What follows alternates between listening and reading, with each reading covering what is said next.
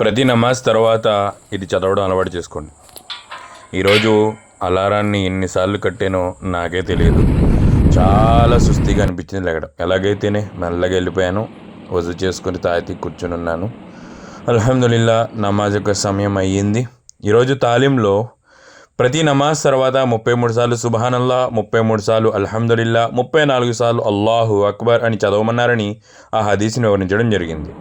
తర్వాత కొంచెం సేపు ఖురాన్ని చదువుకోవడం. మీరు మసీదుకి వెళ్తున్నప్పుడు అనవసరంగా ఫ్యాన్లు కానీ అనవసరంగా లైట్లు కానీ ఉపయోగించకండి, ఎందుకంటే అది అమానత్. ఈరోజు మసీద్ యొక్క ఖిద్మత్ కొంచెం చేయడం జరిగింది, ఎందుకంటే ఈరోజు బిజినెస్ కొంచెం స్లోగా ఉండడం వల్ల ఆఖిరత్ యొక్క బిజినెస్ని డెవలప్ చేయడం జరిగింది. సడన్గా వాతావరణం అంతా చల్లగా మారిపోయింది.